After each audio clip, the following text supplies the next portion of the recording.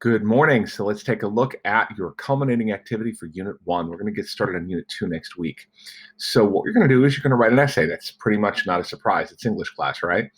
And so what you're going to do is you're going to read this assignment right here, but you're going to want to read it, then read the letter, and then read the assignment again. And I'm going to go over what you're really going to do. This is a letter to Mark Twain from Helen Keller. If you don't know the story of Helen Keller, look her up. She's really quite a pioneer. She was a young woman in the 19th century who was born blind. She was unable to speak. She could not hear either. And she worked with a teacher named Anne Sullivan who figured out things like sign language to be able to teach her to function. And she became quite an activist for the handicapped as an adult and was really an amazing national figure. And she was supposed to speak at this particular conference and could not make it. So she wrote this letter to Mark Twain. Samuel Clemens, of course, is the real name of Mark Twain. We're from Hartford. We know that his house is right up the street. So I want you to read this letter in some detail. And then I'm going to want you to do an analysis paper, a couple paragraphs, at the most 3. And I'm looking for some very specific things. So pulled up the wrong thing. Let's take a look at the assignment itself. And the assignment is right here. It's the Unit 1 culminating activity. All right. So you read page 34. That's page 34. And then you're going to analyze, you're going to write 2 to 3 well-written paragraphs, and writing quality will count. And here's the prompt. Analyze Helen Keller's letter to Mark Twain from 1906, the letter I just showed you. How does the interaction among speaker, audience, and subject affect the text?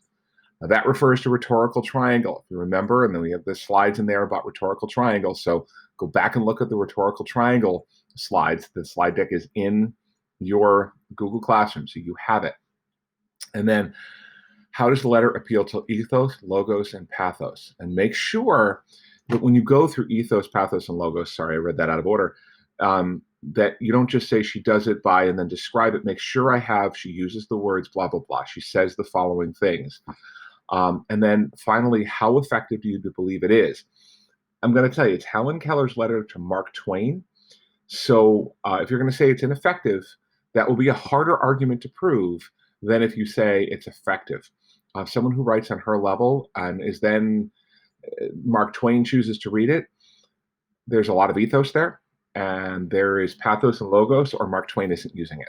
So please realize that you can say it's not effective, but you're just choosing a harder direction. So you make your choice, but I just want to kind of give you a hint there. Now, how am I going to grade it? I'm going to pull up this rubric right here. I'll move myself over here. I'm looking for the analysis of the rhetorical triangle. It's clear and evidence-based analysis of the rhetorical triangle. Make sure you tell me how the interaction of speaker, audience, and subject are working, and make sure that's all in there. And then talk about the 3 rhetorical appeals, how she appeals to ethos and what ethos she has. Let's face it, it's Helen Keller, right? And then how about how she appeals to logos, to logic, and then how she appeals to ethos, or to pathos, the emotional response. Then, is it an effective letter? Based on the reasoning, that's really going to be your conclusion. That's why we threw the questioning that way at you. Your conclusion to your essay is going to say, is that based on the reasoning within the essay itself? Now, I gave 40 points of this essay to conventions of English language and style, because I want you to do really well, and I want you to be able to write on a college level. And that's a skill you're going to need regardless of the AP exam. You have to have that life skill. So make sure your conventions of English language, if you're using the proofreaders, have somebody proofread it. If you're using the Grammarly extension, I highly recommend it. And then clear paragraph structure. Please, I do not want to see, because in the text it says, we don't do that anymore. Paragraph structure, stylistically appropriate transitions, for example.